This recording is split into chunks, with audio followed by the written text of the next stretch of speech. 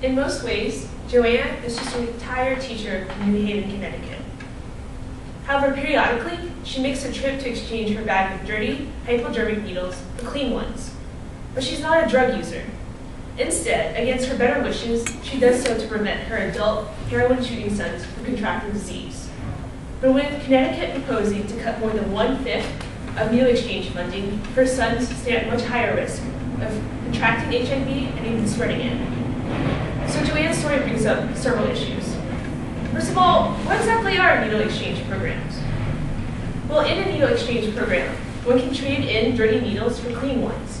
The objective is to reduce the risk of injecting drug users coming into contact with other users' drugs and spreading bloodborne disease like HIV.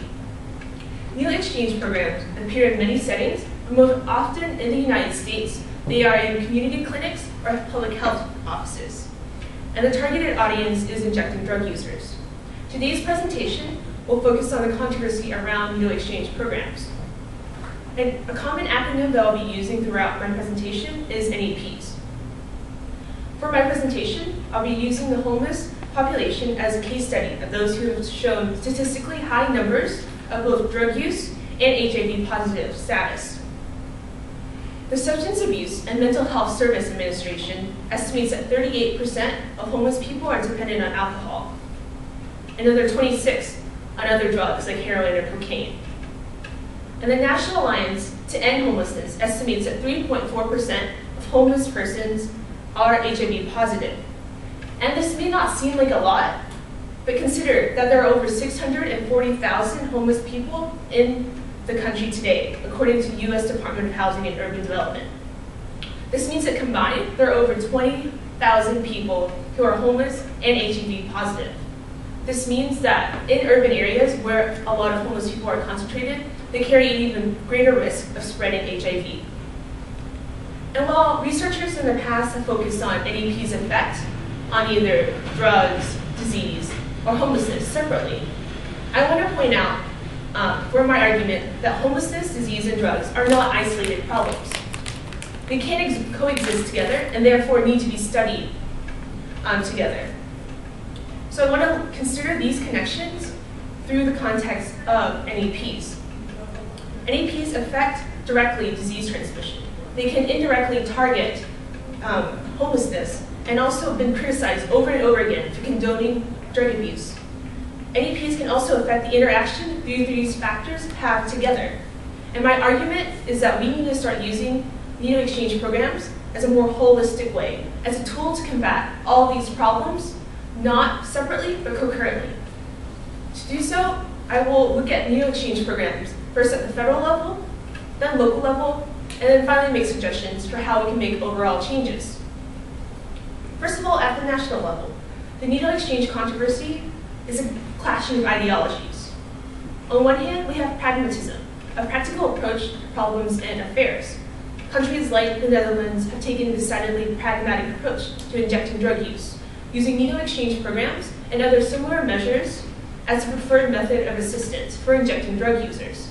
They realize that we may never be able to stop drug use, but that shouldn't hinder us from helping out those in need right now. On the other hand, we have moralism, this belief in or practice of a system of ethics. And this is something that the US ascribes to. And we've been stuck on this moralism, this system that has inhibited the overall effectiveness of our HIV prevention programs, and especially by ignoring programs like NEPs. And one of the main reasons that America is even having this moral dilemma is because it has long stated this war on drugs, this effort to eradicate all legal substances within US borders. The most common criticism of NEPs is that they make the drug problem worse. Giving drug users more access to clean, free needles means enabling drug use, right? No, this isn't the case. And in fact, consistent studies done by both private and government agencies have shown over and over again that NEPs do not encourage more drug use or more first-time users. For instance, the University of California, along with the Center for Disease Control, released a report examining longitudinal national drug use indicator data. It follows a number of emergency room incidents related to drug abuse across several major cities like Baltimore and San Francisco. when you compare the data between before the opening and the closing of needle exchange programs, and between cities with and without needle exchange program, there's no significant trends. This means that having a needle exchange program in your city doesn't increase the number of injecting drug users you have. And given this, the United States needs to start reconciling the tensions by first acknowledging that the moral route, this preoccupation with enabling drug use, hasn't been working. And while we may never be able to fully eliminate the moral dimension of this problem, we should still incorporate more pragmatic strategies into our public health campaigns. And to do so, policymakers can learn a lot from successful local organizations. Take Homeless Youth Alliance. A San Francisco-based organization, Homeless Youth Alliance is the city's only grassroots harm reduction coalition. Harm reduction being the overall philosophy under which NEPs lie. In harm reduction philosophy, you do less harm to yourself and therefore do less harm to others. Today, Homeless Youth Alliance reaches over 13,000 at-risk youth annually. It provides much needed services such as medical and health care, harm reduction education, and a drop-in facility for the most at need. And one of the most noticeable measures of their success is the high rate, about 20% or more, of former clients who come back to serve as counselors and mentors after becoming clean. So as you can see, there needs to be more collaboration. In cities like San Francisco, where the local policymakers support and even advocate for local organizations, you see successes like Homeless Youth Alliance. When local policymakers and local organizations work together, they can bring their success to inform the federal policy level. And you need all three stakeholders in order to have effective change. But where can you start?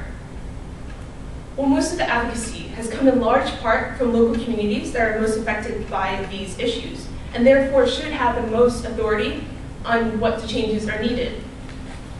And one method that has ensured local organization success is the formation of coalitions. Take Homeless Youth Alliance. Its coalition consists of organizations like the San Francisco Needle Exchange, which is focused on increasing the awareness and safe use of needle exchange programs. The Haight-Ashbury Youth Outreach Team, which is a group specializing on drug addict help in the Haight-Ashbury district, and the Larkin Street Youth Service, one of the largest shelter networks for youth in the Bay Area. And while all these organizations may vary slightly in purpose, they all share a common belief that NEPs are meant to help the entire person. And by forming these relationships around a common mission and common values, local leaders are more equipped to implement and advocate needle exchange programs more effectively. Remember Joanne, the retired teacher from Connecticut? Well, Joanne doesn't want her sons to shoot heroin, but she doesn't want to idly just watch her sons use dirty needles either. That's why she used needle exchange programs. Likewise, the US is right in not condoning drug abuse, but they shouldn't be hindered by these moral qualms from helping out the immediate need. Joanne is the frontline defense, the coalition for her sons, as could NEPs be for injecting drug users. NEPs can serve as a bridge for injecting drug users so that they can gain access to other services and then build up a community of support. This is exactly what Homeless Youth Alliance does, and one of the main reasons of why they're so successful. And once there's success at the local level, we can then begin to slowly change our overall federal policy and our general attitudes as well. And this is where the discussion around NEPs should continue. Not around rules or regulations, but as NEPs becoming a more holistic approach to targeting drug abuse, disease transmission, and homelessness. Thank you.